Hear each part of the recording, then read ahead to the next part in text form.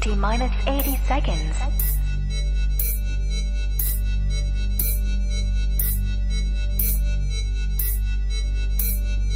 T minus 70 seconds.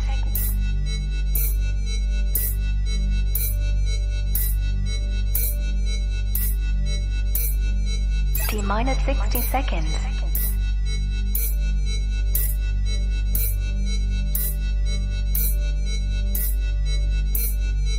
T minus 50 seconds.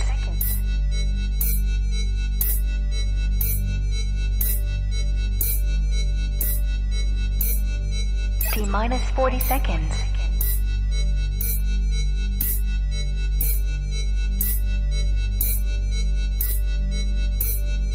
T minus 30 seconds.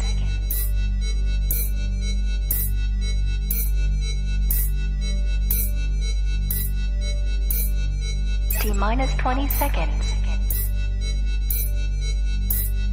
15 seconds.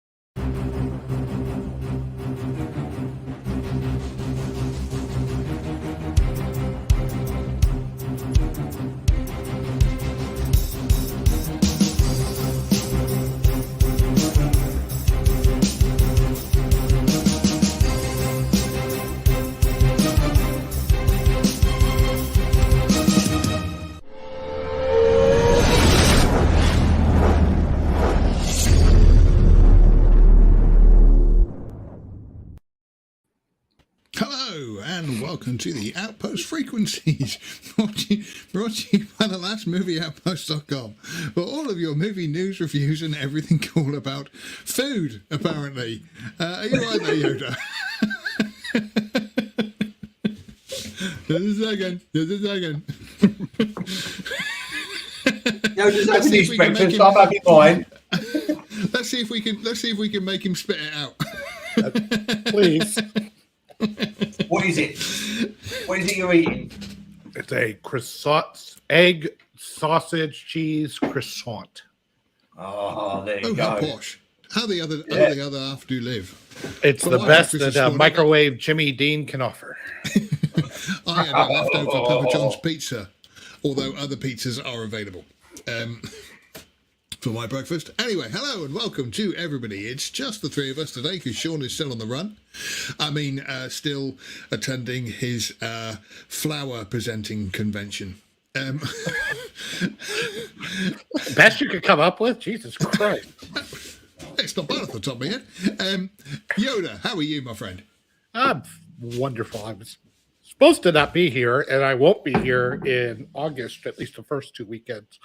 But I was supposed to do a big test with our systems. And then Hurricane what the fuck came through the Midwest, which never happens. It was like 100-mile-an-hour winds and knocked out all the power in Topeka.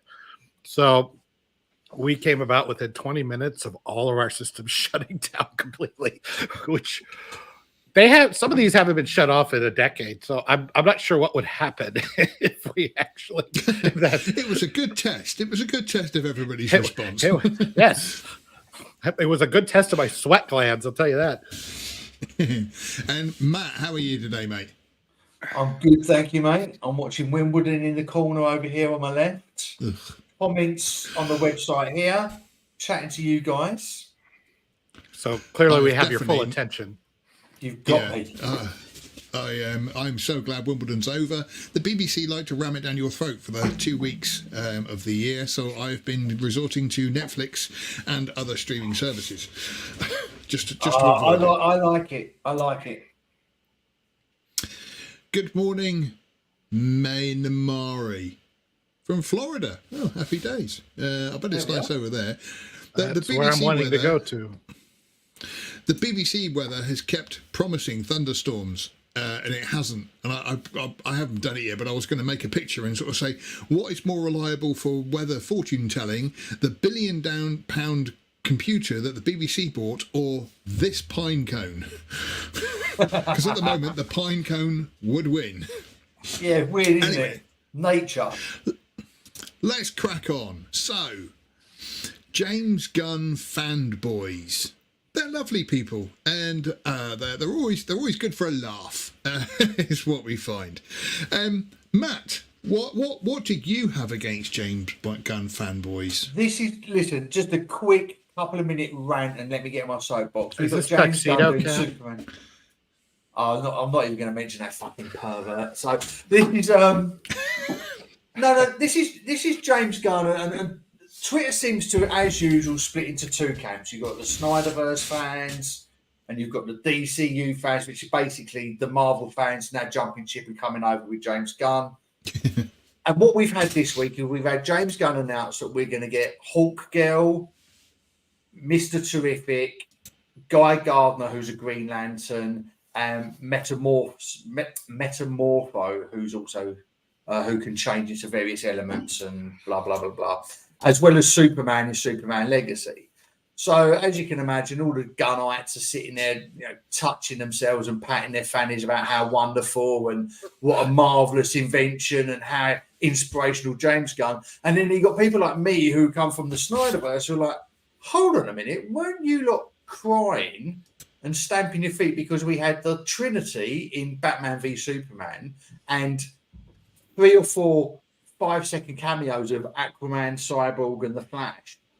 And you were claiming that they're rushing it and they're trying to build a universe too quickly and blah, blah, blah. And yet James Gunn's just announced his Superman Legacy with about 30 different characters in it. It's like hypocrisy. So these are all in the movie, or they are all characters that are coming, or No, in Superman Legacy, and we don't know what. To be fair, we don't know what extent. There might be a little 5-minute cameo at the end, but at the moment, he's cast Mr. Terrific, Metamorpho, Guy Gardner, and Hulk Girl, as well as Superman, and obviously Lois Lane.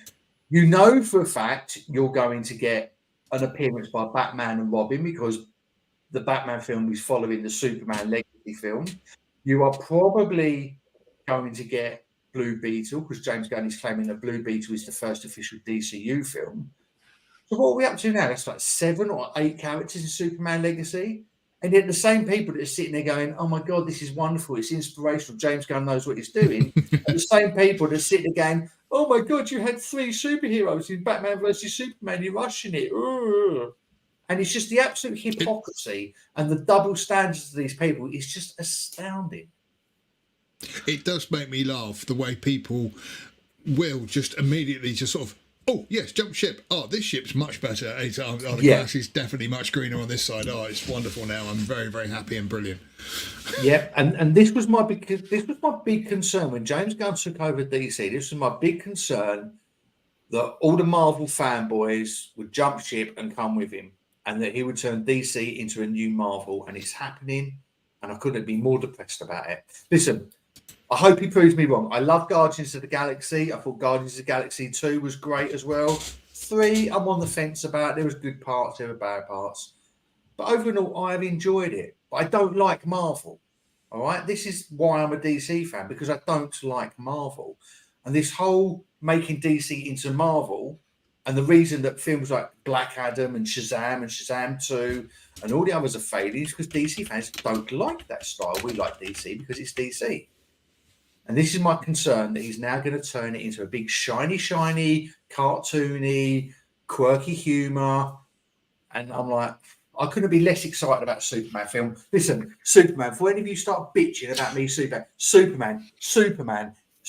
My middle name is fucking Kal-El. You know what I mean? It's not like I'm not a Superman fan. Yeah, I was going to say, look at behind him, look.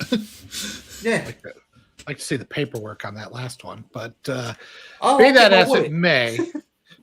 I'm at the point. I'm like, just fucking burn it all. Let's just bring Westerns back or something. Yeah. I'm just. Yeah. I'm anything. Yeah. I don't see like. Well, what's your big problem here? Is it fanboys or is it the direction of everything in general? Because the fanboys have been. I've seen the Lucas fanboys who just cream all over themselves with the prequels, and I see even more corporate dick suckers cream them all over Ray and Finn and all. It's like the fanboys are fanboys. They've always been around. They're always been the uncritical. I love my thing, no matter how shitty it is. And I mean, I hate to say this. I put you in the Snyderverse fanboy camp because like you're talking about, we had the Trinity in the. It's like Batman and Superman didn't even know why she showed up. It's like, was she with you? I thought she was with you. It's like it's the most random freaking thing in the world. So I mean, it's not all of it is shit to me. The DCU has become what DCEU became shit a long time ago.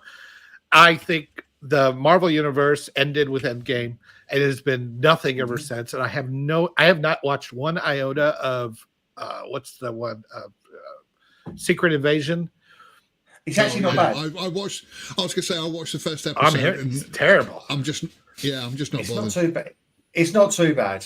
But then is the bar so low now that we now accept mediocrity as being relatively? Well, I mean, the only thing I think that's good about the Secret Invasion is that instead of just shitting on white guys, now they've included Nick Fury into this. So they're broadening their horizons on shitting on male characters. They're getting into the other races, which is nice. But I don't have any. I just like Ahsoka is kind of. I don't care.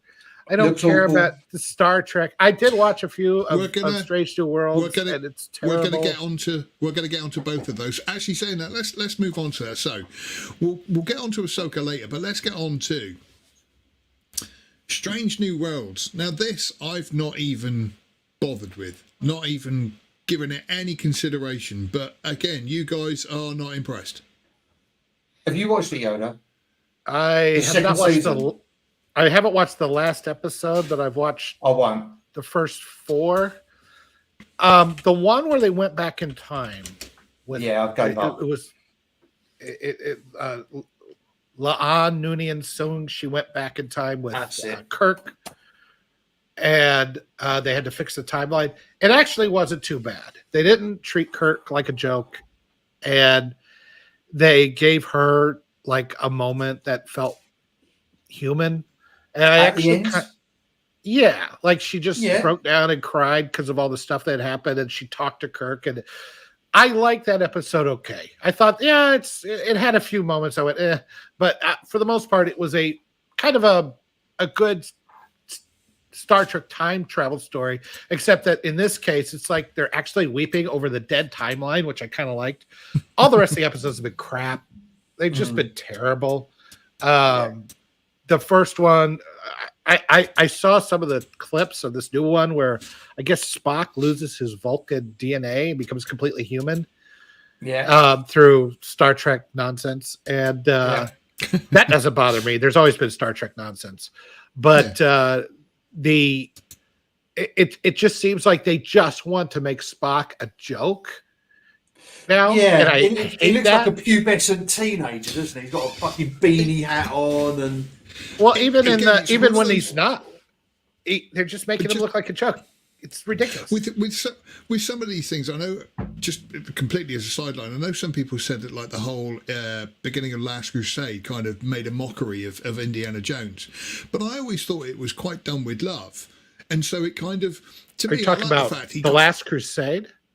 Yeah. And the whole prequel bit with with him as a kid with River Phoenix. Oh, okay, all right. And some people have said it was disrespectful, but I never got that from it because I always thought it was done with love. Whereas nowadays, it's kind of they never kind of want to do these characters with love. They just want to kind of deconstruct them and ruin them. Well, I feel like that whole idea. I like the Last Crusade tremendously, and I feel like it has kind of a legacy grandfathered in, but the idea of having to show us every single origin of, I mean, even down to his facial scar and all of that, all happened on one day. All happened on one day. It's like, I didn't mind that at the time because that wasn't a trope that has been shoved into our faces 8 million. Like by the time you get to Solo, almost 25 years later, you're going, oh God, this again, But it wasn't. But that's what I'm saying. It doesn't bother me then. To me, the Indiana Jones one, to me, it was done with love, and so they just wanted to tell, introduce obviously Sean Connery, but they did it with tender affection for the character, and it's kind of, this is how he got his scar, and this is what, and it was like, that's fine, I'm fine with that. And even watching them recently, it didn't bother me. But now, you get the feeling it's all tongue in cheek a little bit. You get the feeling it's all kind of a little wink at the camera. It wasn't meant to be a go-to storytelling tool for the next 30 freaking years. That is the problem now. I've just watched the Critical Drinker talking to Russell Brand, and he was saying about how they can't come up with anything new, so they've just got to deconstruct stuff which doesn't need deconstructing, and that's we're problem. deviating into the let Hollywood burn category now, guys. We've got someone else on there that's going to. Okay, let's move on. Troll Prince in the house. Indeed, hello, Troll Prince. Hey, nice to see you. We're going to do things in different orders, but speaking of digging up things from the past, I've got a great rumor about this. Deadpool 3 has started filming and has now ceased, as we will come on to the actors strike later. But there is a rumour going around that Jennifer Garner will be donning the red leather outfit to play Elektra. She's 60 years old. Settle down. No. She still looks fantastic, though. She's one of those women that like a fine wine. If you go to her Instagram account, she still looks amazing. But yeah, with it, so they're digging up a character who's been wrecked by Ben Affleck, but forget that part. Yeah, but you can go where Batman's been, so it's a double bonus. I've stirred Batman's porridge. You want to wear me to what? A Batman outfit? Okay. All right, not a problem. Yeah. I said to somebody the joke the other day of dress for the job you want and not the job you have, which is why I'm having a disciplinary at work dressed as Batman. He turned up in a red hood, in a white hood. You did it wrong. You should have dressed in the beautiful suit, because what you really want is billionaire playboy who has a lot of extra time on his hands to dress up as Batman. You need the money. Think that through. Yeah. Did not think that through. Yeah, but the worst thing is, he turned up dressed as fucking Robin. With green tights on. 1960s Robin. Yeah. He turned up with green tights on. I thought he turned up to start reading stories to kids. I get the green tights, but what's with the Robin Hood shoe? What I wear under my clothes has got nothing to do with you, all right? But yeah, no. Jennifer Garner is going to be reprising her role as Elektra from the original movie, which is, I think, 2005. I watched both of Daredevil from 2003, which wasn't as bad as I remembered it was. It was all right. I mean, it's not good, but it was all right. You're making me go full Popeye here. What? But I watched Elektra, and it was terrible. I had to get through it in about 4 sittings, and I kind of made myself get. Don't get me wrong. Come the end, when she's in the red outfit, really bumps on them. But the rest of the film is bad. Is very bad. But it's a really weird casting to bring her back for Deadpool 3 for some reason. But how is she? Again, are these cameos? Are these like 30-second cameos? Who knows? Shall I tell you? It'll be like the Flash. You're gonna bring back CG versions of Jennifer Garner. Like, I'm not even dead yet. Little thing. I've heard a rumor. I think someone posted it on the comment section on the website. Was that it's not a spoiler because it's only a rumor. That Hugh Jackman is actually Hugh Jackman and not Wolverine. He's actually the actor Hugh Jackman. I don't care. I don't want to see it. I don't. That's what I'm hearing. That's quite an interesting take. Yeah, I don't know. I'm Deadpool 2 give it a was chance. like too much of the same thing. I'm like, okay, this got real quick. The only thing that I have been finding is Ryan Reynolds is starting to get a little grating. You know, his character is kind of grating. He's a lovely guy in reality. He's a lovely guy in reality. And if you watch that Welcome to Wrexham TV show where they brought that football club, he's a genuinely nice, down-to-earth bloke. But his whole thing is just like, here's a new Ryan Reynolds. Oh, it's Ryan Reynolds being Ryan Reynolds. Isn't it? It's Ryan Reynolds. Yeah. And surprise, surprise, he's being Ryan Reynolds. Yeah, you got to make the movie around him. That's when you make something like, what was it, Free Guy? Or something like that. You make the movie around him, it's great. If you try to shoehorn him into something, it's very hit or miss. Mm-hmm. Yeah. So, yeah. I'm willing to give it a chance because the first two have been entertaining. I do like the little in jokes. I can't remember the actor's name now, but I saw Brown Panther the other day in something, and I was like, it's Brown Panther. And like I say, there are cracking little moments in them which make them incredibly watchable, and so I'm willing to give the third one a go, but I don't like the idea that they are going to introduce him into the MCU and blah, blah, blah, because it's far too late.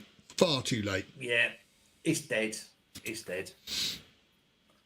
We'll see. Listen, if anyone's going to make a film about multiverses and take the piss out of the whole multiverse situation on cinema, then Deadpool's the way to do it.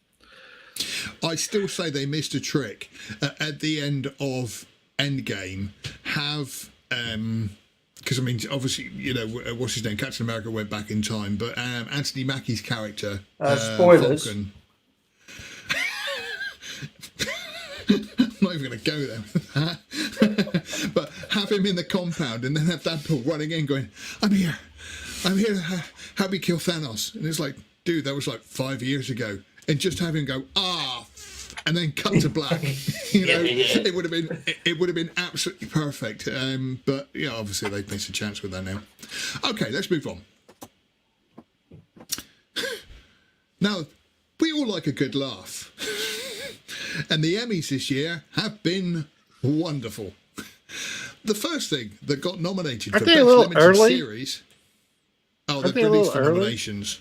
They just did the nomination. I hear they're pushing it up because of this strike, but we can get into that later. But yeah, nominated for a limited series is Obi-Wan. Couldn't do that with a straight face. On top of that, just to add insult to injury, the best, I think it was cameo performance by a female lead was Lizzo. That's not the Emmys. That's the writers. Critics. Oh, sorry, it was, wasn't it? I do apologise. But yeah, regardless, it's ridiculous. They're both ridiculous.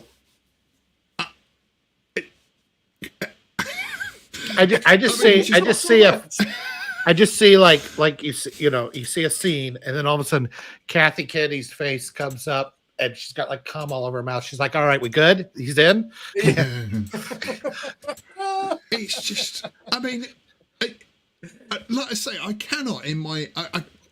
Who on earth thought that Obi-Wan was good enough to be a limited series? It was awful. I said to you, Yoda, didn't I, in our group chat, that I think it's a case of Kathleen Kennedy coining in some favours, so when she does eventually get the boot, she can turn around and go, "Yeah, but I won an Emmy for Obi-Wan, and Lizzo won an Emmy, or won a." Well, that tracks with what I'm saying. I mean, she's got to do everything she can, doesn't she? I don't know. I mean, is that one of our? Are we talking about Disney here soon? I don't want to. I think we're going to talk about we're not on Disney yet. We're going to talk about soon. Yeah, we're going to talk about Ahsoka and then the actors strike. But yeah, it's better. Well, here's what I'm hearing is that I would like to be on record, and you guys were here when you were on the different streams where I said the Disney parks are going to fail if they keep having IPs. Now, it took a little while, and I got to thinking about that. I think it's because people plan out Disney trips months in advance. And if you're coming in from overseas, which believe me, there's a lot of people that come in from overseas, they were even longer. But now we've kind of gotten to that point after Lightyear and everything, months, and Disney parks are drying up. Nobody's going. They couldn't believe it over 4th of July. It should be a very busy day. Nobody was there. And that was their last cash cow. They are bleeding money. They are going to die, and I am here for it. Yep. It is something. A friend of mine's just been to Disneyland Paris. He loves Star Wars and Indiana Jones. Funny enough, quick story about that, Paul. If you're watching, I apologise, but he went to see Indiana Jones, and I thought he was going to text me saying he loved it, and he said Oh, I didn't love it. He said it was all right, had some good moments, had some bad, blah, blah, blah. He texted me about a week or so later saying, I watched it a second time, it's actually really good. And I thought, no, you're a Oh, wow. It's not really good. It's not really You were so close to Oh, getting out of the Really. matrix. I was like, oh, finally, he's actually, oh, no, he's just dropped the ball there. On the Sorry, flip Paul. Took a blue pill. It Like was that. great. On the flip side, like my eldest son, who's 25, his girlfriend, they live together, and his in-laws are all going. They go Disney every year. Callum's never been, and he's like me. He's refused the vaccine, so he was like, "I'm not getting the vaccine to go to America." So, long story short, they've all been on his case to get the vaccine. He's like, "No, I'd rather stay in England than come there." So, of course, they've now relaxed the vaccine protocol. So he can now go, and he's absolutely fucking gutted. He's getting an all-expensive paid trip to Disneyland for 2 weeks, and he's gutted because he wants to stay in England and watch the Euros, which are the football. Like you ungrateful brat. He's like, well, they've destroyed Star Wars, they've destroyed the Indiana Jones. I don't like Disney princess films anyway. He's like, I want to stay here with my mates while let's call him his common law wife, because they've lived together for 5 years. She can go to America for 2 weeks with her family and do Disney business. I can sit here with my mates and go to the pub every night and watch some football, but now I've got to go to fucking America. Like, you ungrateful bastard. Well, Disney's always been a girl-centric company. I was hearing this with the Critical Drinker talking to some people on one of his shorts, and he said, or I don't know if it was him or somebody on his guest says, Disney's always been a female-centric company with the cutie stuff and the princesses and all that kind of stuff. And it's not to say that boys didn't like Peter Pan and some of the Lion King and that kind of stuff, but it's been more girl-centric. That's why they bought Star Wars and MCU, is to get more of a male demographic. Problem is, it's still being run by a bunch of female-centric people. So what do you end up? You end up with girl Marvel and girl Star Wars, and they wonder why they're bleeding money. Yeah. And, that's a good point. His Mrs. Becker, she said to him, but there's Star Wars and there's the Millennium Falcon, and he went, have you seen what they've done to Star? I brought him up. I brought all my boys up on the original trilogy. Callum was born in 98. Jake was 99. So they love the prequels, even though they admit that they've not aged well.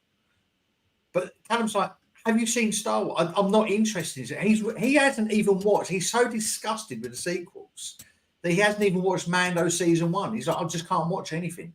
The only thing he's watched is Luke's reappearance at the end of Mando season 1. Apart from that, he refuses to watch it because he wants to stay pure. He wants to say the trilogies and the prequels, and that's where it ended.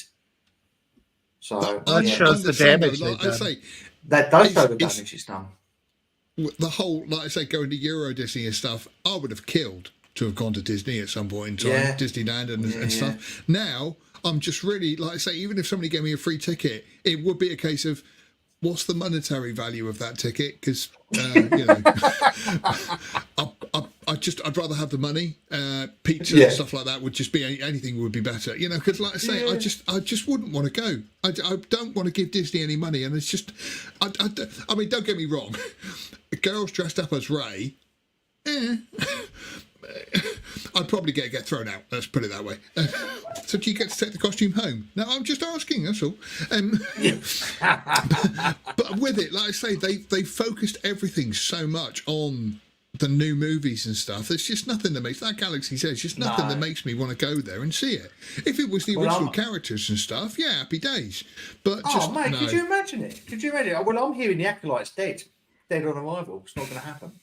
Well, you're going to have to imagine it, because I went to Galaxy's Edge, and there ain't other than the Millennium Falcon, there's not much original trilogy there. There certainly isn't the characters. Well, I mean, having the cantina in Tatooine, and having a lookalike of Han and Chewie that you could sit and have a drink with, it's and a take photos no-brainer. with, and it's literally a no-brainer. Well, there's no brains there, so that explains it. No, that's true. It is crazy. It is crazy. Okie dokie then. Let's move on. So let's talk about something a bit more serious now. just to get this talked about. Obviously, the film "The Sound of Freedom" has come out, and it has caused quite a controversy because of its subject matter. We're still waiting for it over here in the UK for it to come out. I am quite happy to go to the cinema and see it and support it money-wise.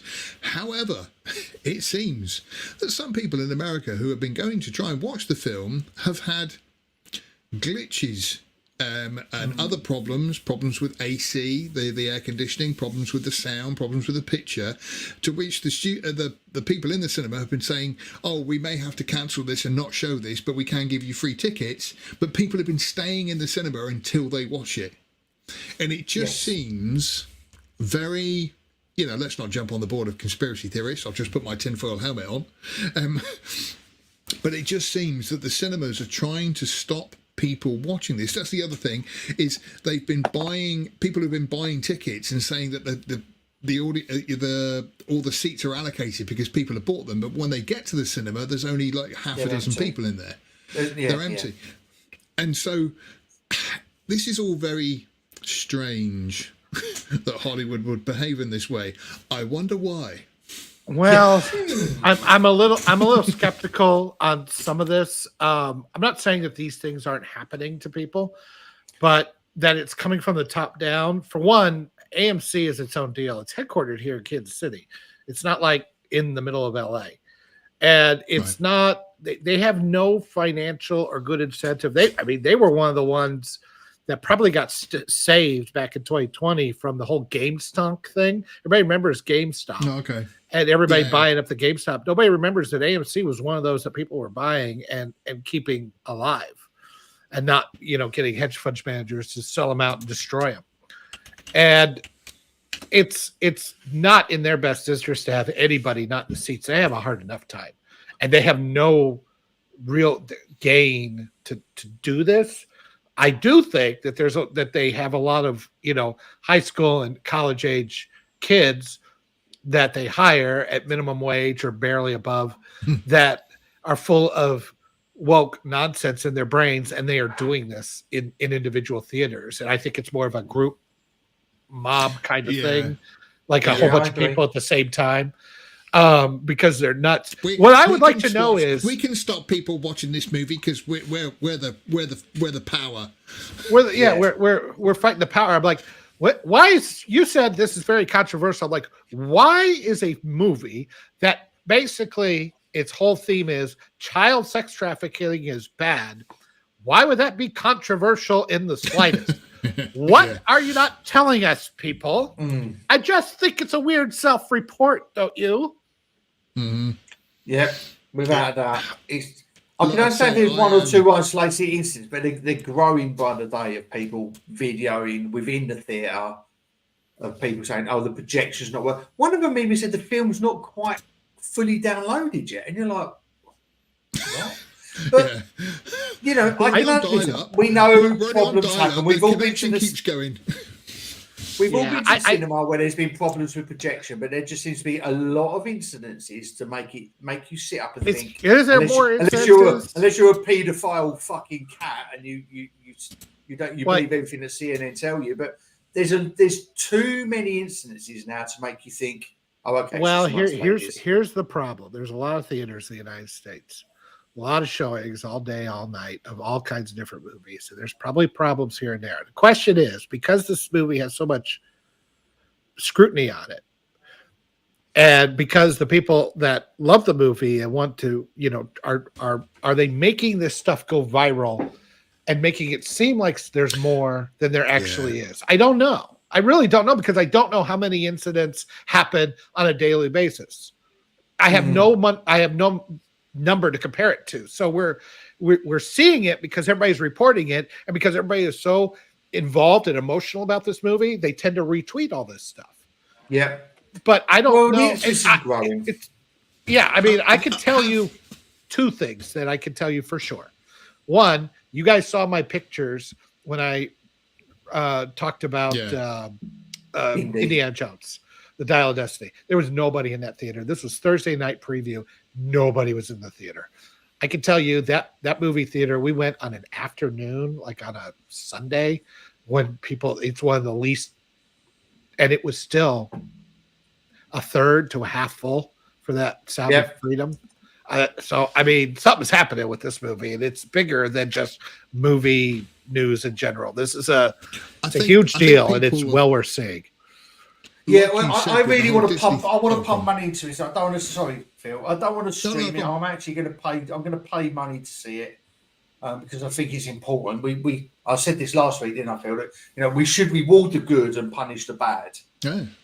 So I'm going to give good money to this. But someone mentioned in the comments, it's interesting that whether you want to be a conspiracy theorist or not, which was a coined phrase by the CIA back in '61, make it out what you will. That there was no reports of this happening for Indiana Jones. Yeah, and there's no reports. Which is a shame because I wish it had. Yeah, well, there's no reports of it happening because there's nobody in the goddamn theater. There's nobody to report it. Apart from Mission Impossible. That's doing good money. Okay, there you go. Yeah. I agree. I don't know what the numbers are. I'm not saying that this isn't probably elevated. There was one thing, and then we can move on to the next thing that I just thought was an extremely interesting little factoid that came out from this movie. Because all I hear right now is the 1619 Project. America was built on slavery and all this kind of stuff. Apparently, there are more slaves in the world now than there ever were at that time. And yes, so I read that. I'm like, that just blows me away. That is a truth. And like a third of them are children. I'm like, what?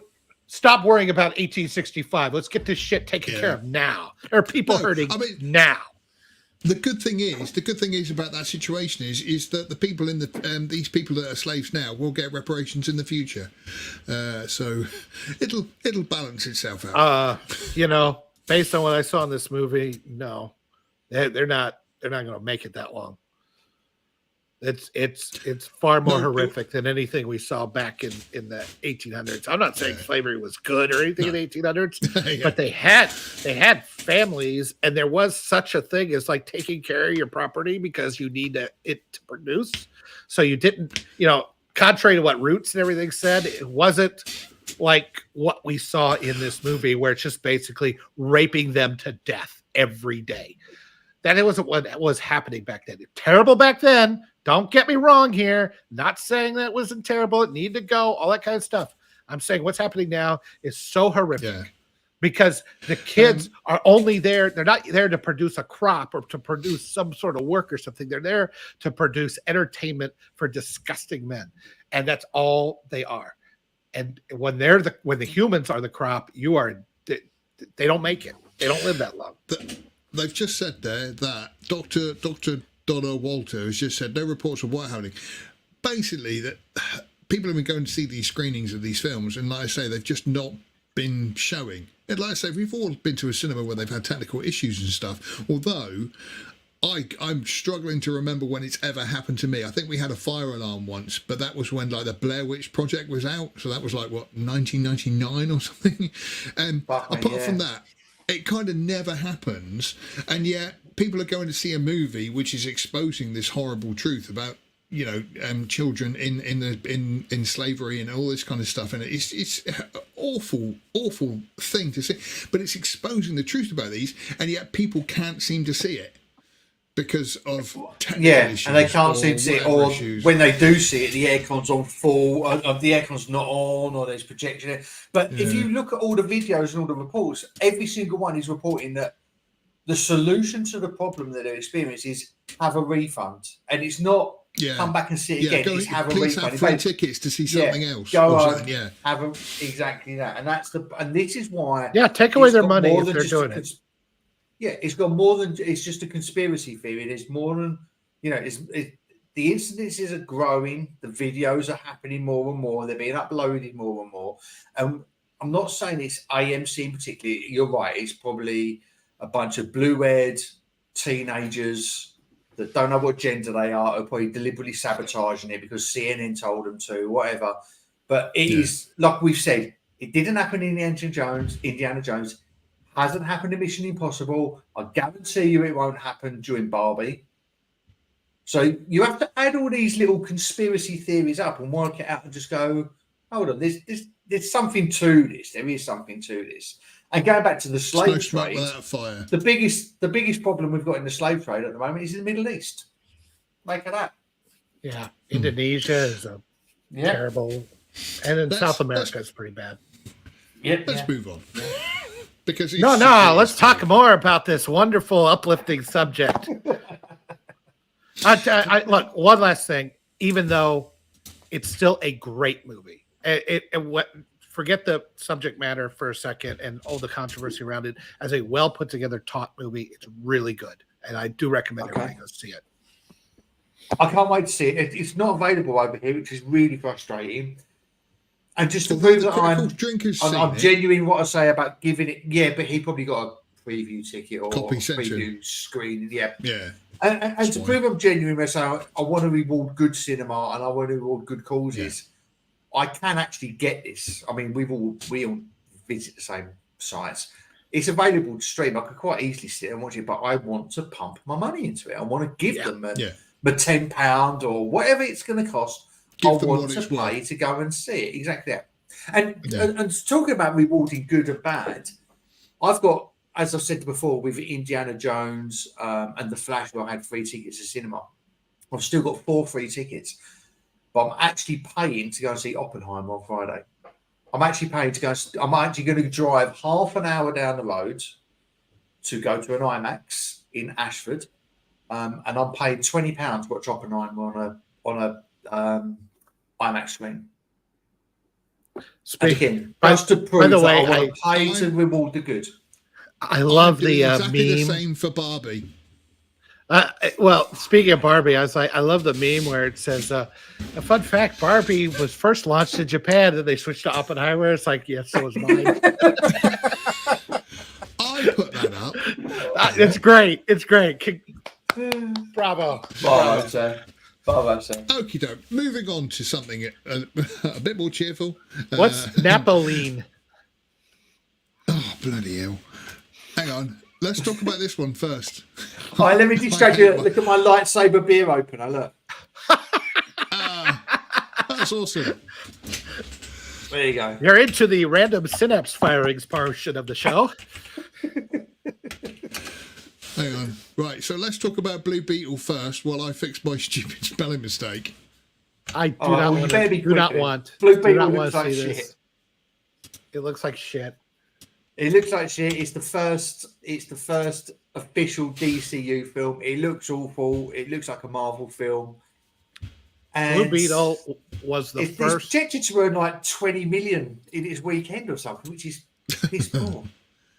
It's the first one of those characters that was replacing a existing character with a diverse replacement. So, like we talk about Ironheart, we talk about Lady Thor, we talk about all these others that they've done across Marvel. Blue Beetle was the first. He replaced Ted Kord. And no, I didn't like him then. I don't like him now. I never thought he was that compelling of a character. I think they've done some good things with him over time because he's been around for a while. But in general, I didn't see any reason why they had to kill off Ted Kord and then make this new one other than... No. I'll be honest with you, Yoda. I don't mind the Blue Beetle character. I quite like the fact that he's this... He's grown. And, I don't mind him. But when I watched the trailer, I got 4 boys, and my youngest is 15. I went to Hayden, watch this, and we watched it. Went, oh, that looks quite good. And go and sit with my mates. I was like, and that's when I had the light bulb moment. I was like, do you know what? Maybe I'm just too old now. Maybe these films are not meant for me. Maybe they are meant for 15-year-olds. Yeah, go on, man. Mate, you can beat that out of him still. So I did try. It took his sweet brother and his mum to pull me off him, but he was still adamant he was going to go and see it. I think you and I are kind of hitting that. I'm hitting that wall too.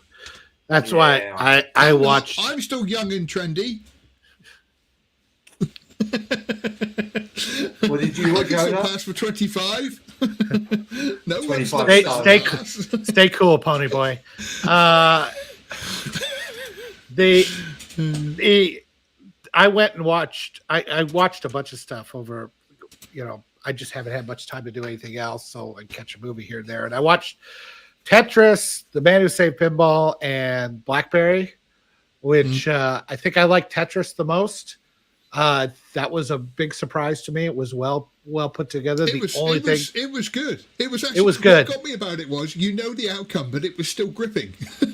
It was really gripping, and I didn't know how it was going to get to where it was going. That's the part of a good movie. Everybody knows the ending of the movie for the most part, except for a minor few. It's how you get there. That's the point. And if you can't make a movie, then it's the journey. That journey was great. The only thing I didn't like the pixel cars thing at the end. It was too much. But I did love the 80s kind of like when the bad guy gets taken. It's almost like the end of Knight Rider. It's like, okay, boys, take the Russian guy who's sold us out. It's like, oh, I would have gotten away with it too. It felt like that, which was, this is not a criticism. I loved it. But for the most part, the movie was great. The Man Who Saved Pinball was fine. It was fine. And Blackberry was by the numbers. Okay, I liked the Man Who Saved Pinball because I just liked the way that he kept popping up in his own story to sort of tell you what was going on and explaining and saying, no, it didn't happen like that. Oh, we've only got one swear word. Okay, we'll save it for later. It was an interesting way to put it together, and the story was okay. The problem was it was mostly about him and his relationship with his wife and getting that worked out. And the pinball was not really the focus of it until, it was there, but it wasn't really, it was more about him and his relationships, which is like, that's not what I wanted to see. The Blackberry one was just kind of a paint by numbers. It was all over the top and a little ridiculous on a lot of the stuff they were doing. And part of it is I thought Blackberry was garbage from the beginning. The one thing they did get right about in Blackberry was that they were selling it to dumb executives so that they would be cool. They actually basically said that in the movie. Really? And I have said that from the very beginning. The only reason Blackberries were as popular as they were is because executives with giant expense accounts wanted to show it off to each other. It was a dick swinging thing. That's all it was. It was like a card with the business cards. Can I just call up this comment from Manic there? He said the only trendy thing about NGL is he can't read. That's actually quite good. NGL, Dr. Donna, is myself, because I used to be known as not George Lucas, but I changed it to Boba Fett. He took a perfectly good brand that he had going and he changed it for no good reason. He basically, he fucked it up. Can't get marketing like that. My old Twitter account, shut up. It's a perfectly good reason. Anyway, let's move on. Just before we move on, we're talking about good TV shows. The Bear. Guys, you need to watch The Bear. It is. I do. Listen, this is someone who's a big Tyler Sheridan fan who watches all his stuff. The Bear is the best TV I have seen in a long, long time. It's so good. It's edge of the seat stuff. Can we talk about Asteroid City too? Right, yeah. We're supposed to be cutting this down on time and everything else. Right, wait. Why? This is my one time I can sit with the guys and talk. Why are you cutting me off at the knees? It's Sunday evening and I want to relax. Right, Phil's on a promise, Yoda. Phil's on a promise. Me and you can continue once he's gone. That is definitely not it. Right, Wonka. The new trailer is out for the new Wonka film, which is telling the story about Willy Wonka, which is such a bad expression, Willy Wonka. In the UK, it always makes me giggle. What a Willy Wonka. But basically, yeah, Willy Wonka from Charlie and the Chocolate Factory, the mystical, magical man who created these wonderful chocolates and everything else, is now being explained and deconstructed so we can all just, there's no mystery like we just said about Last Crusade. You don't need to. Some things don't need explaining. No. The whole why Han shoots first and everything else didn't need explaining. Where Willy Wonka got his magical creations from and everything else, another thing, just doesn't need explaining. But we are going to have to endure this. The trailer looked just terrible. There was nothing. It looked corporate checkbox. There was the pleasantly diverse cast, from the early 1900s that were all over England at that time. And I just went, no, this is just corporate ESG nonsense. This is dumb. Good morning to Setlick. He's just joined us. Yeah, it was just everything about. Firstly, I'm going to say this. Okay, the Paddington movies are terrible. I hate them. They are awful movies. Them. They are made for TV crap. But I have a brain, and just honestly, they were. You don't have a heart, awful. apparently. Yeah, but you don't have kids. You can't. Excuse me. Excuse me. This little kids' entertainment film. Excuse me, I've got a heart of gold. It's yellow and hard. No, heart of John. But no, honestly, I just didn't rate them. To me, they're very patronising, even to children. Kind of movies that I didn't like it. This has been the same director. It's the same director who's going to be doing. They're terrible. Sorry. What? Oh, I see. I had to let Donna.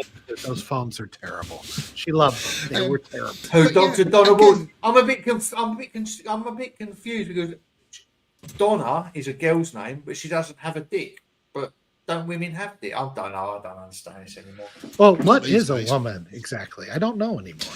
No, Wonka. We're talking about Wonka. We're not going on that. We're going anywhere we goddamn well please, sir. Phil, I'm not interested in Willy Wonka. Like I'm not interested in another prequel.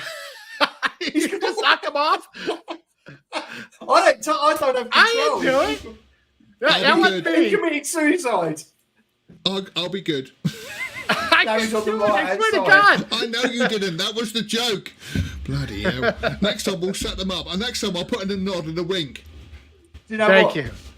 I reckon his wife done that because he was on a promise, and she's like, "That's his warning. You got 30 minutes, so you're missing your promise." I was The disappointed. BBC is on you. I was disappointed the other day because I found my wife has got an advert up in a local phone booth. Good sense of humour, my arse. Anyway, right. Is that So what you we're wrote on on the Wonka, card? right? Well, yeah. Age 35. She wishes. You can clearly see the interest we have in Wonka here, okay? Yeah, fuck Right. Wonka. So moving on. Let's talk about Napoleon, which is now spelled correctly. Oops. So yeah, the Napoleon trailer. It looks amazing. I watched it and it does look amazing, but at the same time, I just thought, I just don't really care.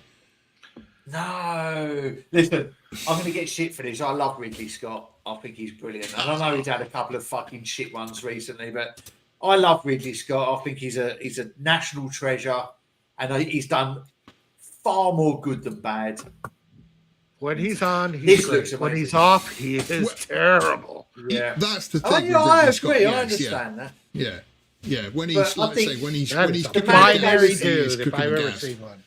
The man Yeah. ago is Alien and Blade Runner and Gladiator, to name but a few. You know, he's done more good than harm. You got to give the man a chance. Napoleon looks amazing. I will give it a go, but I've got to say this, and again, I'm going to get shot down and probably kicked off again, but hover over the button there, Yoda.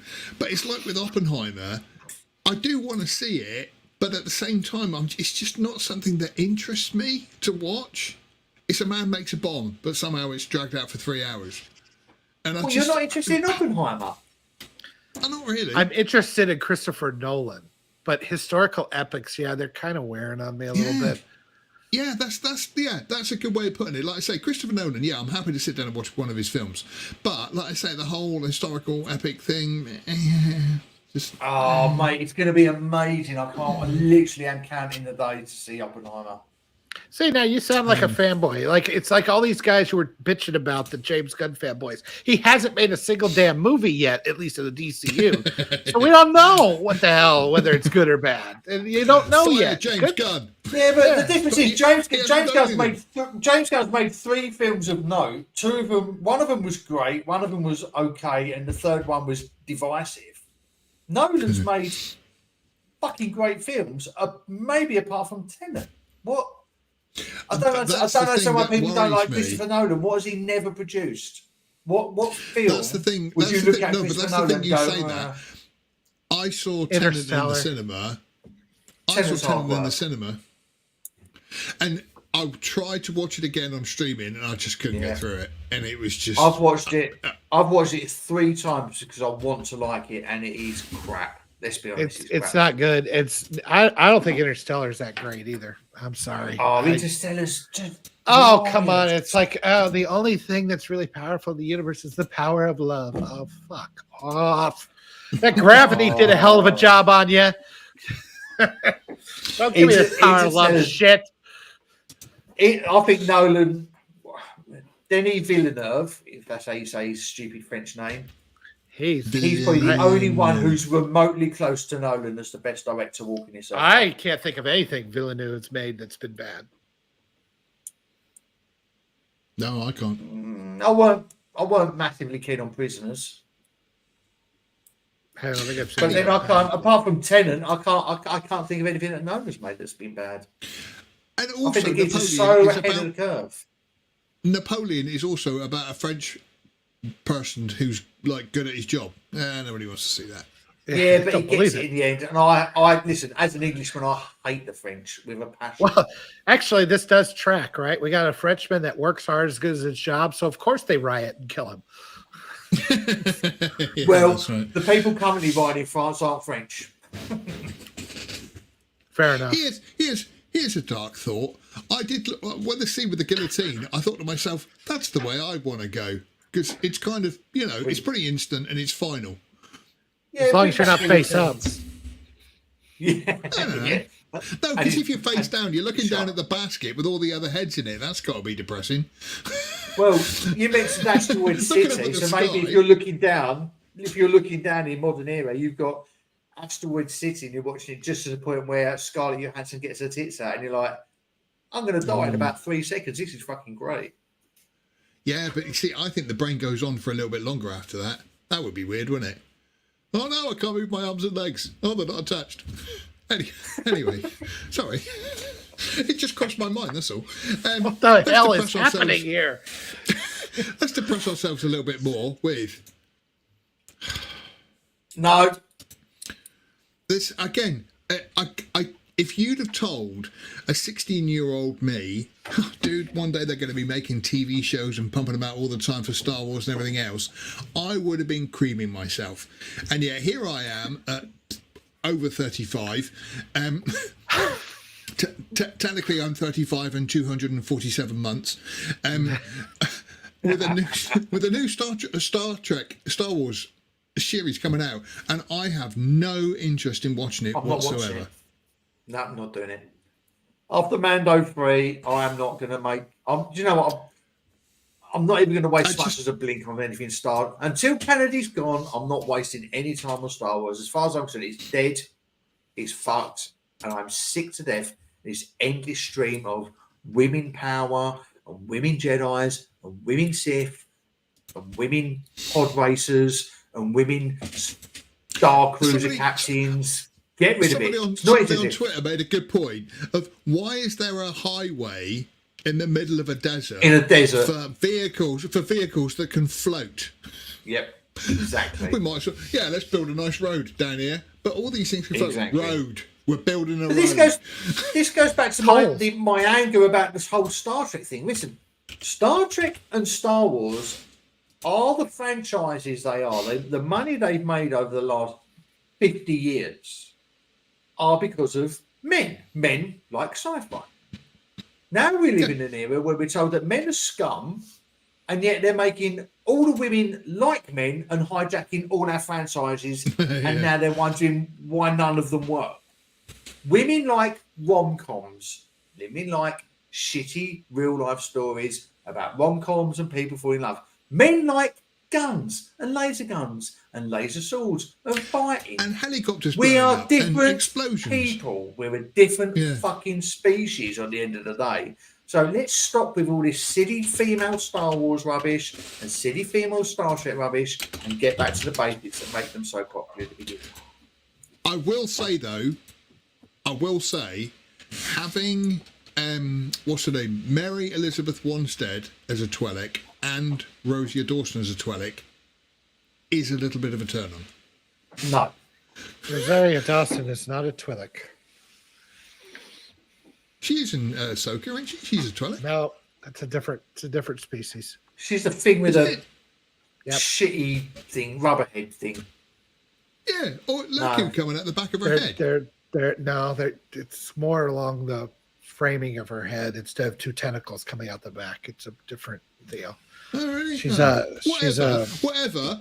I would like to play with them. That's fair. That's fair. What up? And so, on that, I'm interested from that perspective. But no, the rest of it, like I say, it's now got to a point where Star Wars products are being produced, and I have absolutely zero interest. And it's horrible. It's horrible. Yeah, extreme. And Stark done an article at the weekend, didn't he, about the what is your lost love, or what movies have turned you off from something you used to love. And someone put in there about they used to love Star Wars, but they find that the brand and the franchise is so tarnished with what's been happening that they can't even watch the original trilogy. And you're like, can you get any sadder than that? Can you get the despair of watching Han Solo, Luke, Leia, Chewie, and you can't even watch them anymore because it's been ruined so badly? And to me, I watched them on May 4th, only a couple of months ago, and I still really enjoyed them. And I was watching them and thinking, well, the originals, Disney, the original trilogy, and I thought Disney can't take this away from me.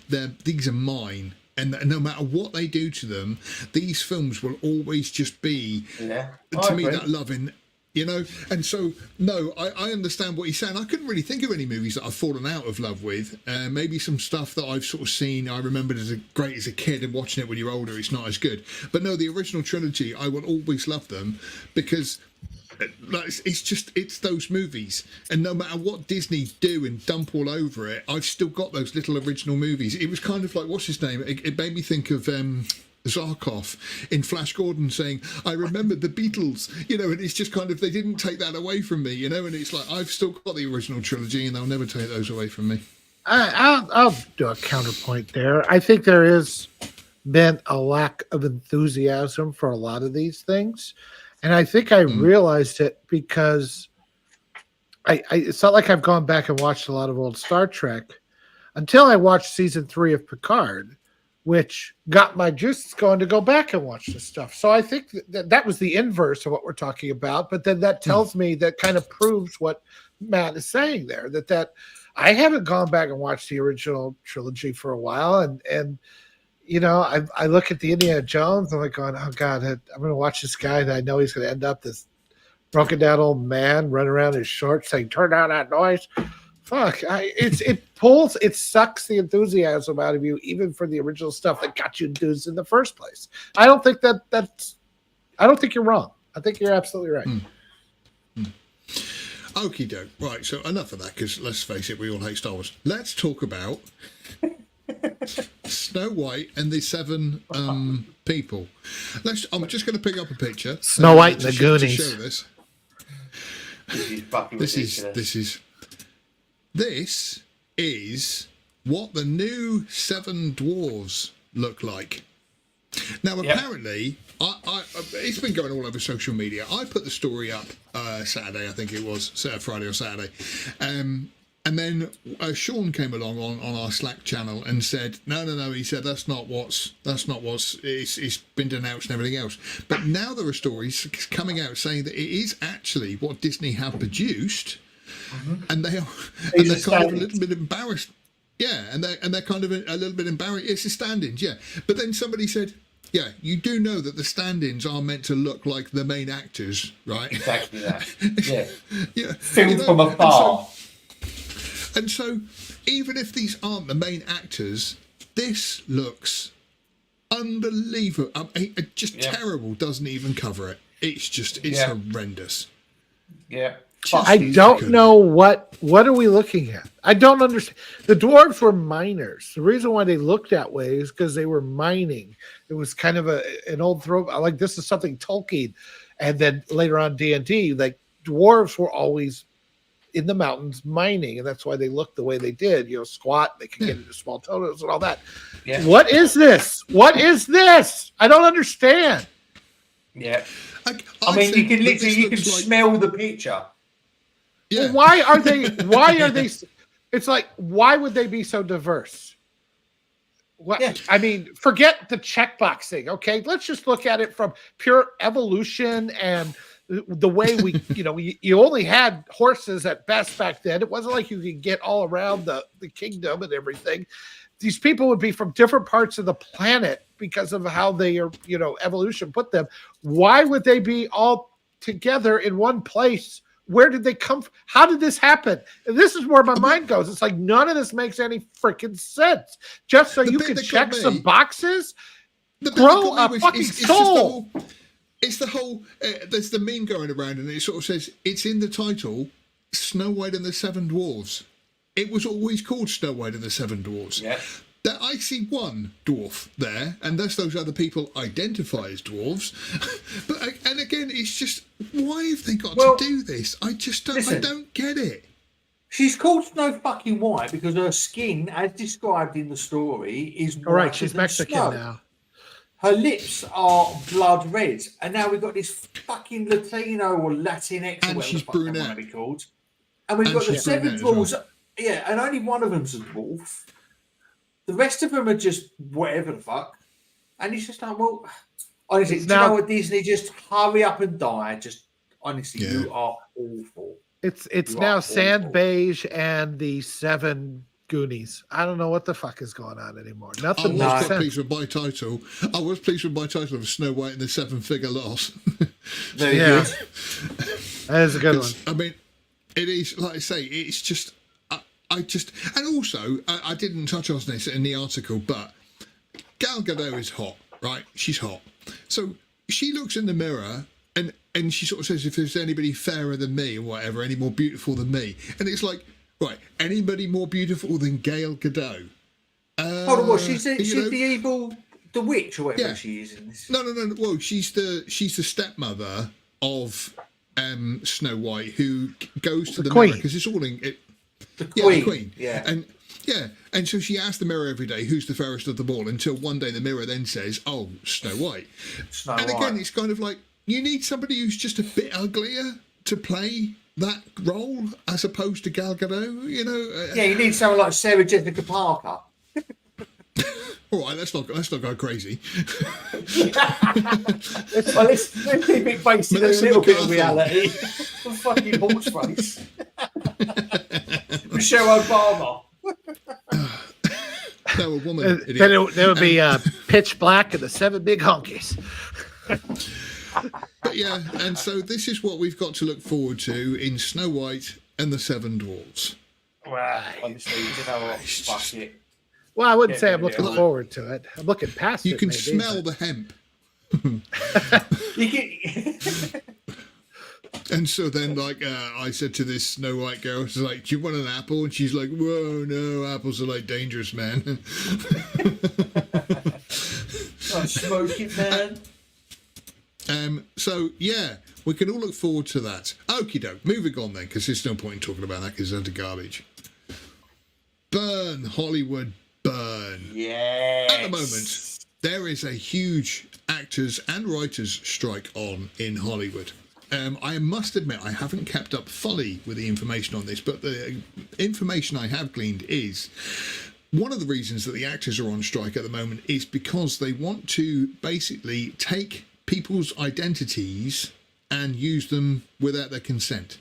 This would include people like background extras. So when you have scenes, obviously you have background artists, extras and so forth in the back of the scenes. They want to be able to scan those people's faces and how they move and walk so they can just recreate them in CGI. So instead of paying extras £100 a day, maybe 200 or 300 of them, which is going to cost you thousands of pounds, you can do it all pretty much next to nothing in a computer.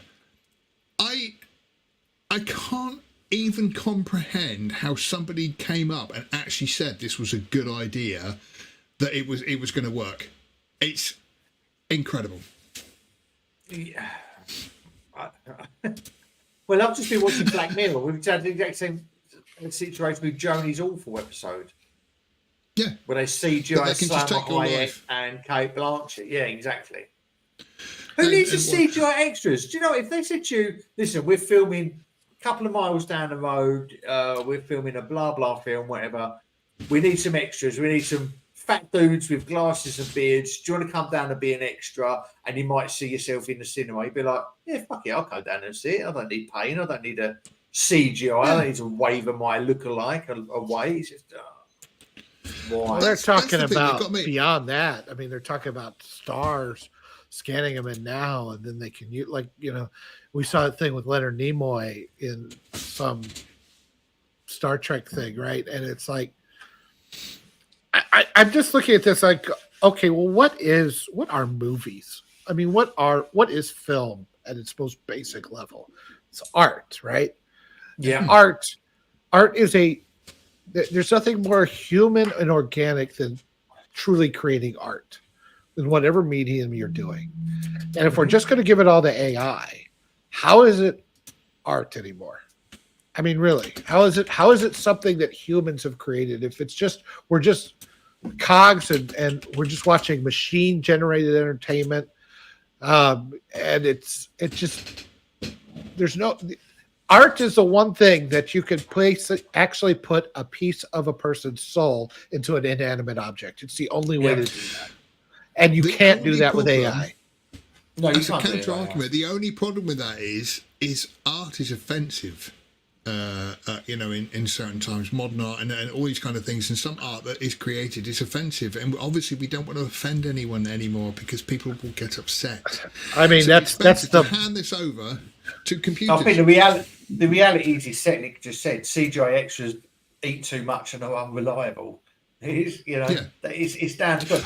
Listen, I shared a tweet earlier. I'm just going to read it. It's on the left. It's, someone's talking about because Inception by Christopher Nolan is 20 years old today or something, 18, whatever. And do you know the scene where he's talking to Ellen Page before she cut her tits off and had a surge dick stuck to her? Oh yeah. Man. You know the cafe scene where everything blows up in the backgrounds? yeah. Right. So this is how they did it. This is just, you know, going back to Christopher Nolan and giving audiences what they want and not solely relying on CGI, which we'll talk about. So it says here, to create the Paris cafe explosion sequence, air cannons were used to send objects flying through the air. Cameras were used to capture 1,500 frames per second, and CGI was used to extend the effect. This was then played at 24 frames a second. So when you see the fruit and vegetables blowing up and the chairs, obviously Leonardo DiCaprio and Ellen Page aren't being blown up, but they're obviously around things happening in the background. That's how he done it. He done it with practical effects and he used CGI to enhance it, to put you really in the moment. He could have CGI'd the whole thing, and he didn't. He found a solution for the problem. And we had this earlier. There's another thing here where we had Samuel L. Jackson in Spider-Man Homecoming, where he's sitting in a room and he's got a tranquilizer gun. And the fact is Samuel L. Jackson sitting on a chair in a green screen. They CGI'd the background in and the gun in his hand. It's like, where do you draw the line? Where do you get this element of reality and then the overuse of CGI? Well, let's go back to what Setlik said. He says CGI extras eat too much and are unreliable. Well, let's say guys, real extras are like that, right? And that there is a lot of, you know, I think back, let's go back to the original Star Wars. I mean, there's all kinds of mistakes in that. The stormtrooper banging his head, right? Bangs his head, yeah. All the imperfections is what gives film and art a type of human reality. And if you smooth all that out with CGI, so you can make perfect, so there's no mistakes, no nothing, it's soulless. You can't really enjoy it. It's not going to work. That is exactly the same thing that we've got with the problem with modern writing. How the main protagonist in most modern movies have no flaws. They have nothing to overcome. They have nothing to defeat. They're just perfect from straight away. So you don't identify with them in any way, shape, or form. No, it's okay to have perfections, and it's okay to make mistakes. It's perfectly all right. But yeah, like I say, that you can't identify with these people because of how wonderfully perfect they are. don't get me wrong. I mean, the current crop of writers, I think, were programmed by the algorithm. Quite frankly, they are ridiculous. And I said how many of them, the only thing they know is the inside of a therapist session. But I mean, if all these people get gone, I got a problem with that, and we can replace them with humans. But you can't. AI is not the answer to this, in my opinion. No. It can't. No. Art is too imperfect, and that's why it is so treasured and so necessary. Yeah. Here's a thought. So I'm writing sorry to interrupt, Matt, but I'm writing a script on the moment on a local railway. Now, I've been putting together the facts and the details. I have been using ChatGPT a little bit to give it a sentence and say, can you please make this sound a little bit more nostalgic? And it just adds a few flourishes and a few bits and pieces here and there. The content is all the same, but and I've not been doing it everywhere, but just here and there. I've been finding that a useful tool to helping with my writing. My dad used to do my writing. He passed away. He's not doing it anymore. I'm trying to do it myself, and it's harder than I thought. So it's just adding a little bit of a flourish and a little bit of a, something just to make it that little bit more interesting. If you use AI as a bit of a tool, that's not a problem, but you can, it's like taking a hammer and and it's like taking a hammer and trying to bang in a screw with it. It's not the right tool for the right job. Yes, it can be useful, but at the same time, you can't just rely on it. Like I said, it's ridiculous. Yeah, exactly. Human beings have flaws, and so do the characters that we worship and love. Luke Skywalker had flaws. Indiana Jones has flaws. Maverick has flaws. I mean, look at the success of Top Gun and Top Gun Maverick. Top Gun, he was an egotistical little bastard who needed bringing down a peg or two. And then we catch up with him nearly 40 years later, and the reputation from Top Gun is still hindering him as a mature man now. And people like us who grew up watching Maverick and being, 20 years old going, oh, yeah, that's me. I can relate to him now because he's now facing the repercussions of the problems that he caused at the beginning, because he was always, fly by night and risk-free. And we need this. But like you said, Phil, every character we watch at the moment, especially with Disney and Marvel, and even Star Trek now, they're perfect characters. I mean, listen, me and you, we're big Star Trek fans. Look at Picard's character arc from when he first appeared in episode 1 of season 1. How he was flawed and rigid and strict and wouldn't really listen to advice, and he knew to how he grew over the next 5 or 6 seasons to become who we all love now. And we don't have that anymore. These people are fully fledged, perfect characters. Yeah, I think that there was a legitimate criticism of how characters were back in the 50s and the 60s. Mm-hmm. You could say that about, like, say, Superman, The Adventures of Superman, George Reeves, he had no flaws, whereas Christopher Reeve did, because he cared too much, or he couldn't separate his feelings for Lois, and that cost her life to a certain extent, and had to deal with that, and he was willing to break the rules. I mean, there's a lot of things. Even a character like Superman, who seems to be perfect, can be written with flaws. The thing with AI is that, the reason why good writers make great stories, you take Tolkien. Tolkien lived through war. He made all kinds of mistakes, I'm sure, but also lived to watching all kinds of mistakes happen and the death and destruction. And he ends up writing The Lord of the Rings from that experience. AI has no ability to experience anything. It's not possible. No. So you can't write something that gets to you through this tool because it doesn't understand things that just take time. You have to live the years and get that onto your soul before you can blast it out into a story. The whole expression of whatever doesn't kill you makes you stronger. Yep. Mm-hmm. And AI's not been through that. Nobody tried to kill it yet, apart from Sarah Connor. but in all seriousness, like I say, Sarah Connor was right. Sarah Connor was right.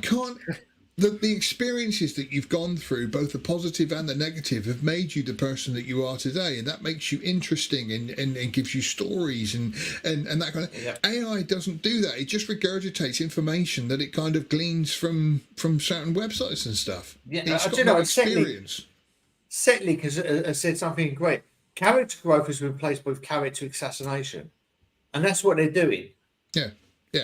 They're now using character growth with people like Ray, or all the characters on Star Trek Strange New Worlds, and they're using these new characters to destroy the old characters that we all fell in love with and made the franchises what they are now. And that's he's hit the nail right on the head with that. That's, again, just to call up another expression he said there, I'm considered a professional because I've learned from my mistakes and improved on the current standards. Again, that's what makes you better. Where I work, I'm not constantly making mistakes, but if I make a mistake, somebody corrects me so I don't make that same mistake again. And that just improves your learning and everything else. When you're just screenshots for information just so that you can pass yourself off or whatever, like I say, there's no emotion or anything in it. It's just literally a computer who is just using, but it's kind of like a parrot regurgitating words that it's heard. A parrot says, "Who's a pretty Polly?" because everybody says it. "Who's a pretty Polly?" It's not talking to you. It's not having a conversation. It hasn't got emotions or feelings. It's just regurgitating words. Yeah, exactly. And this is what you've been saying this for a long time now. You look at some of these new shows and everything is centered around therapy. Yeah. And talking about your emotions. Because this writer's strike, I see elements of both sides. I can understand why they're pissed off. When you're getting Hollywood executives earning tens of millions of pounds and they're getting paid peanuts. But at the end of the day, these writers are so out of touch with reality, they can't write about anything apart from getting a fucking Starbucks and talking to their therapist about how they feel and how they're suffering from PTSD. How oppressed they've been. Starbucks, because Starbucks have run out of their favourite flavour latte. You don't live in the real world. You've been sheltered, and unfortunately, you're the victim of your own reality that you're building. So there's an element of the writers go fuck yourselves because you can't write anything of any substance anyway.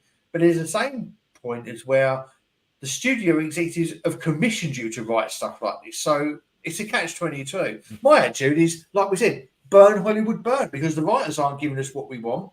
And the studio executives are commissioning these ghastly people with their pink and blue hair and their multiple genders and everything else to write stuff that is so... listen, I'm deviating because I'm rambling now, but Star Trek Strange New Worlds, there's no... You look at the Enterprise, Yoda, and the Enterprise is massive. You've got Pike. He's in his own his own kitchen in his quarters. Now it's been referred to, but you look at the original Star Trek, where the quarters were nothing more than probably 10-foot by 10-foot rooms with a bed in and a table. It was even mentioned with Scotty when Scotty was in The Next Generation, where they put him into one of the rooms. He was like, "I don't want special treatment." And I was like, "Oh, this is a standard headquarters, a standard room," and he was huge. He's like, "We never had anything like this." And you look at Star Trek Enterprise, where they was literally ducking to get under certain rooms, or there was beams coming across them. And now you're suddenly looking at Star Trek Enterprise, Star Trek in Strange New Worlds. You're like, you're a part. You're It's got a fireplace. Are bigger than my house. Yeah, you've got a fireplace and a kitchen. Really? It's a bad idea on a spaceship. You've got no comprehension of what's gone before, and this is the problem. You writers are whining that you're not getting enough money, but you're not giving us anything because you don't know the source material, because you're too arrogant and you're too lazy to go and research and watch old Star Treks and go, they didn't live like this. This is not how they lived. Well, Phil, let me get back to something you said earlier. You said you make a mistake, you learn from the mistake, you don't make the mistake again. I think to a certain extent, a computer can be programmed on task level to do that same thing. But what I'm trying to talk about is, like, you've had things happen to you that you could not fix. They weren't mistakes. You just could not fix them. Maybe that you got victimized by something. Maybe you got hit by a car, whatever. You could think a relationship didn't work out. All these failures that necessarily you didn't make the wrong move. It was an experience you had to have that maybe shapes your worldview. And that shaping of a worldview cannot be done in a machine. It can only be done through experiences. And that worldview is going to be unique to every single person that lives.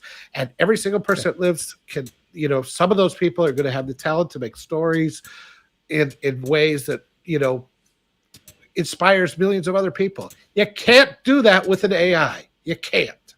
No.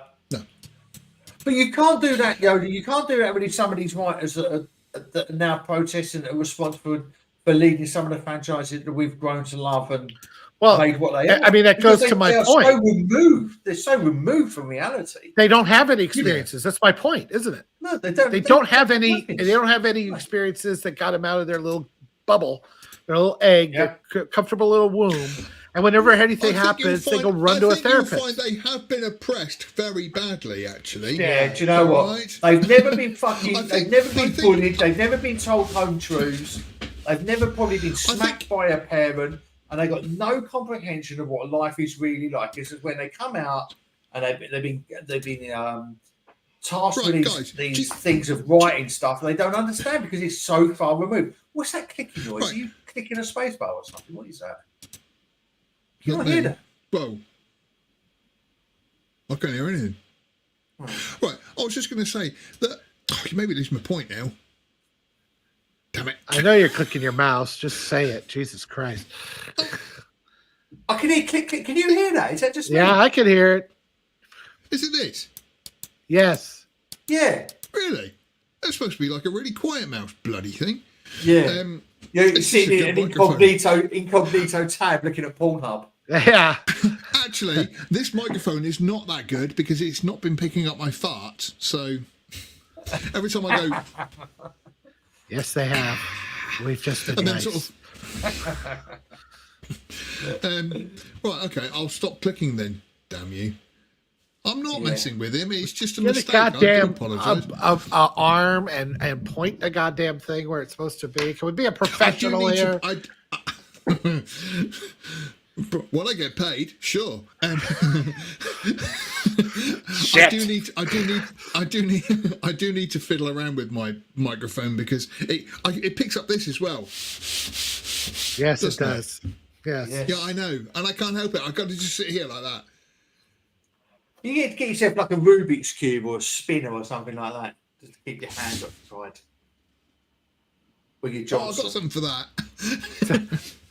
It's a hell of a microphone, though, right? You're just over here going, just click, just normal, and everybody else is hearing, go. I've got nothing to play with in here. It's the mouse of Zeus. Ba-bam! So I'm for one. I'm happy for this writer strike. I'm happy for the actor strike because it gives us all the time to sit back and just chill out and just stop consuming the shit they're force feeding us. Go back. Go back over some old films I haven't seen for a long time. It's annoying because I think they have a point. It's just the people that would get the benefit from it are people who should not be writing in the first place. So I'm kind of fucked either way. Also, just to mention this in closing, apparently Bob Iger earns $25 million a year. He's just extended his own contract, which is nice, and he is saying that the pay rises of these writers is it's not something, it's not viable. Just to get that out there. I'm wondering. Okay, so Iger made this mess. I think we're all agreed on that. He was supposed to, kind of right the ship and head off into the sunset. But now he's redoing his contract. He's going to stay until 2026. Is this him trying to continue to clean up his mess, but try to do it in a way that says, "Oh, I was right all along"? But because if the parks aren't pulling in, which means the cruise ships probably aren't pulling in anymore, the movies aren't pulling in, the streaming service, which was his bread and butter, that was his legacy, it's dying on the vine. He's got to pay all this money to Hulu, to Universal to own Hulu, and then they're going to wrap that all into Disney Plus.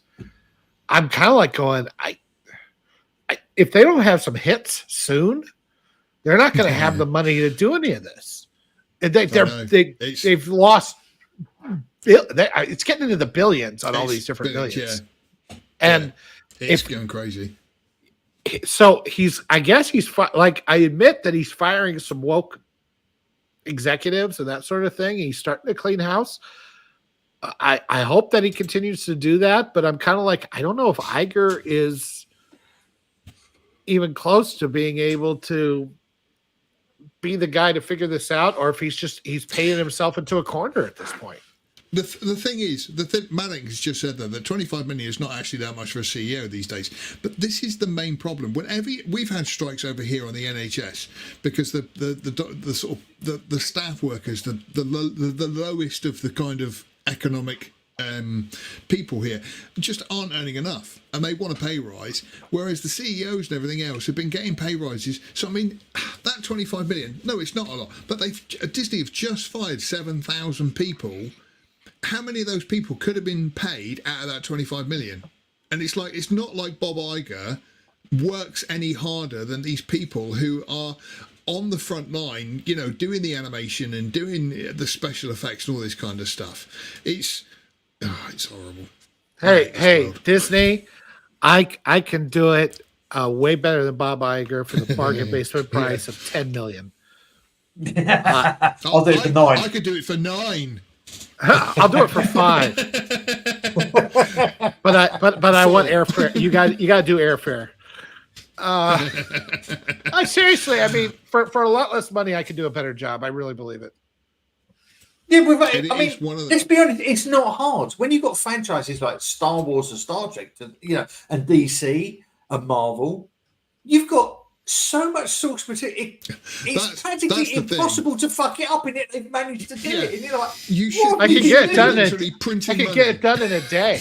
I'll do it one day and retire. Kathy, you're fired. Okay, I'm out. Hey, buddy. Yeah, see you later. It's remarkable the state we're in. It is remarkable the state we're in. And they keep going though. They don't just turn around and go, yeah, do you know what? We've made a massive. I mean, Tom Cruise is a prime example. Look what he's done recently with Mission Impossible 7. Mission Impossible, is it 7? And Maverick. Matt, he's not going to have sex with you. Okay, come on, give it up. But he's the perfect. Just entertain us. Stop with the preaching about gays and blacks and Hispanics and everything else. Just entertain us. It's not fucking just make difficult. Movies. Yeah. Speaking of, let's move on then, because we're all going to have a stroke here soon. So, I know you saw this. I definitely saw this. I had issues with my play, but no, I saw this. Wes Anderson's new movie, Asteroid City, is now on streaming. It looks like myself and Yoda have seen it. Matt, have you seen it yet? I'm a bit hit and miss with Wes Anderson. I'm of the opinion that you've seen one, you've seen them all, if I'm perfectly honest. He is very quirky, is what we said. Yeah. You can take him or leave him with his movies and stuff. I was quite looking forward to Asteroid City, and I found I actually really enjoyed it. I actually thoroughly enjoyed the whole thing. Yoda, what was your take? I did not. I wanted to like it. Here's my problem with it. It's a play within a play, right? Yes. So when you do a play within a play kind of thing, say like a Noise is Off or something like that, the story should be about the actors. And yes, they're playing these characters within the play, but it's usually the behind the scenes stuff, and you're getting to know the actor, that character playing another character. Yeah. But the way he did it was the focus was on the actual play. And you were getting to know the characters within that play. The guy who had his wife die, and he couldn't tell his kids, and he started having a relationship with Scarlett Johansson. That's all that you were getting involved with.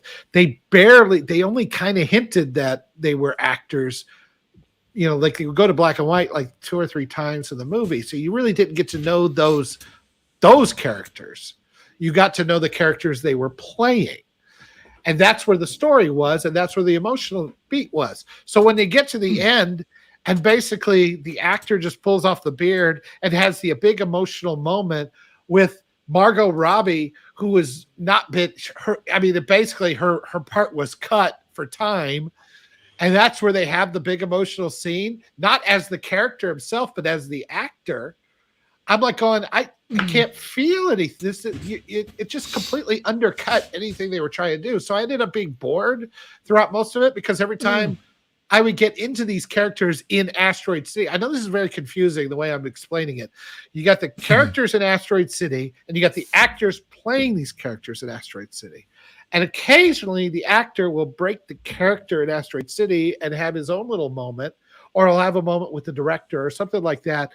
And none of that resonated with me because I was more focused on the story within the story, because that was where vast majority of the movie took place. And so when they get to the big end, the climax, it's like, this isn't the character, the guy with the beard, figuring all this out. This is the actor figuring all this out, and we've barely spent any time with him. So no, I wanted to like it, but it wasn't working. I mean, I think that's overthinking it. To me, I was just happy to go along with the characters, and like I say, just all of the characters. Which one? They all worked. All of them. The actors or the characters in in Asteroid City? I was more vested in the characters in Asteroid City itself than outside. Yeah. And so, that ending was kind of a little disappointing come the end. But overall, like I say, to me, it's his storytelling. I don't think it's so much about the ending, as opposed to, say, Mission Impossible, which is like a big dramatic finale and everything else.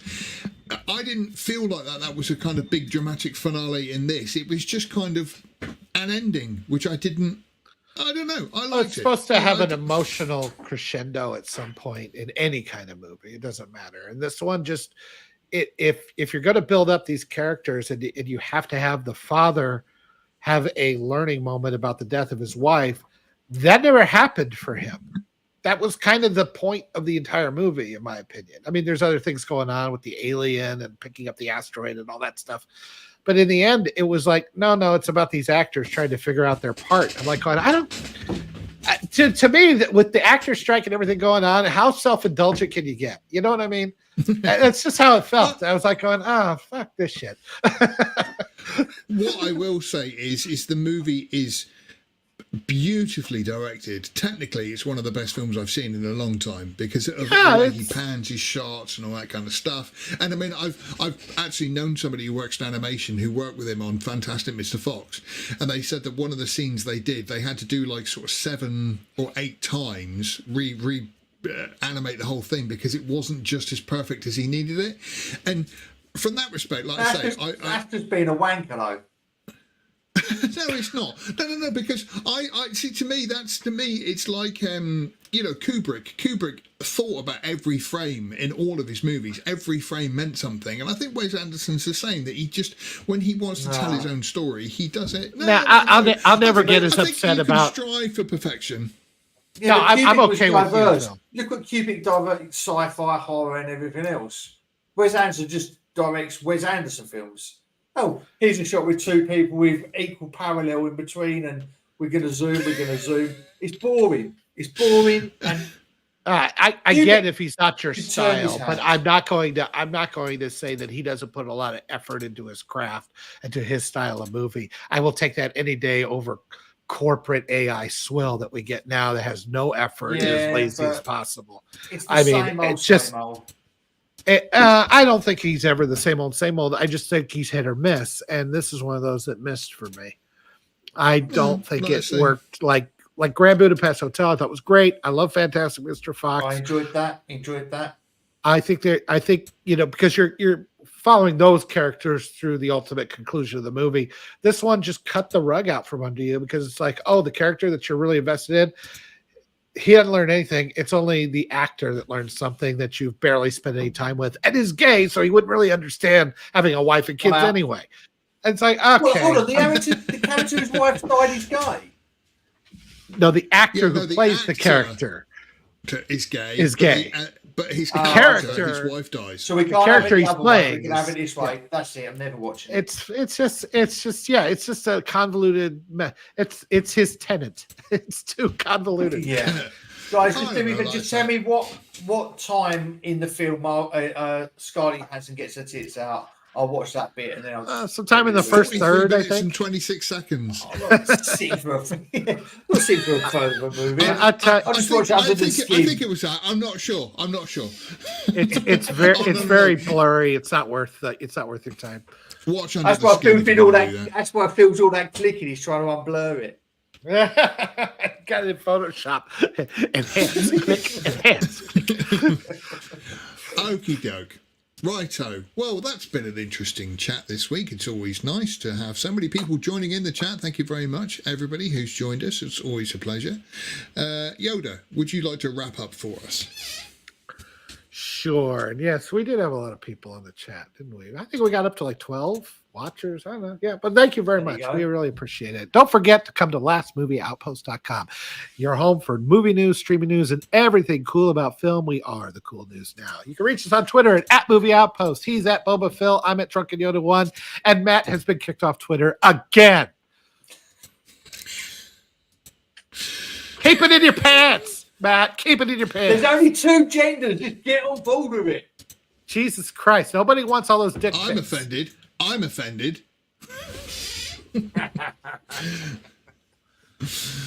What is wrong with you, sir? Anyway, you can reach us on Facebook at /Last Movie Outpost and at Instagram at Last Movie Outpost. We've just got the whole site redone. I think it's doing much better now. Now that Matt has done the designing instead of me, he gets Yoda, to live in the hell that I used to live in. Ass off. If Stark sends me one more message about the headlines, I'm like, I'm going to fucking drive Well, now. I'm like going. I'm just sitting here. I'm just sitting here like a grandparent watching his son have problem with his own kids, like having a little trouble there, huh, Matt? Pretty rough, huh? Oh, don't mind me. I'm over here drinking a Mai Tai. The headline's still online. Are you fucking? Dirty kids. I don't. We're 20 miles away from where I live. I'm coming down there and searching. We're on the same continent, you motherfucker. I'm coming after you. By the way, I would like to go to your. Thank you, Sally. Thank you, man. My goodness. Yeah, put that up there. Hooray, we can afford dinner. Yes. Food again. Oh, wonderful.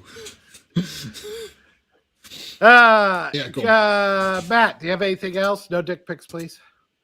No, I would just like to say that if anyone's got any while the writers' strike and the actors' strike is on, and we can take advantage and revisit old movies and TV shows, I'll mention Cheers. If anyone's got any recommendations that they'd like us, maybe I thought maybe like a book club, like a film club, where someone could recommend a movie or something that we could watch during the week and discuss it next week. It's great. I just saw. Well done, Matt, for mentioning that literally seconds before we go off air. Brilliant, thanks for that. Well, it's good you finished it 20 minutes early because you want to go and download all that porn you've been clicking on down. Go dinner. Go wonk your willy. Go. No, because I know if I go, you'll just talk about me behind my back. Me and Yoda can take over. No, it's just I recommended California with Brad Pitt, California with a K, to my friend Russ the other day, and he loved it, and he'd never even heard of it before. Okay, I will recommend Margin Call. I think it's a much more serious look at what The Big Short looked at. I like The Big Short, but I think Margin Call was a much better. It's more of a moment in time, and it takes place over Kevin Spacey and Jeremy Irons, and it's really good. Paul Bettany. It's very, very good. Okay. Brilliant. I've got a recommendation then as well. This is really old school. Stalingrad 17. Sean recommended it a little while ago and I watched it, and it's kind of, I didn't know what to expect. I thought it was going to be like The Great Escape, but it's kind of like a comedy version of The Great Escape, and it was brilliant. Absolutely brilliant. Stalingrad 17? Stalingrad. No, sorry, Stalag 17. Sorry, Stalag 17. Okay. With William Holden. It was really, really good. And like I say, it was really had really funny moments in there. And like I say, I didn't know what to expect, but ultimately it was, like I say, it was like a comedy version of The Great Escape. How they were trying to break out of this German prison camp, but it was just done in kind of like in the style of MASH type of thing, you know, where everybody's got their own little characters and stuff. It was good. Well, should I do an article tomorrow morning and maybe we start like a film club while, like we said, like while the strikes are on and we can re-find and fall in love with old stuff. Let's recommend some stuff and then we can watch it during the week and then chat about it next Sunday. Yeah, that sounds good. Although we might be changing the days, we're not sure yet. We're a long way off of that yet. I suppose. Oh, right. Oppenheimer. Okay. Has anyone seen Oppenheimer on Friday? I'm going Friday to see it. Has anyone seen that?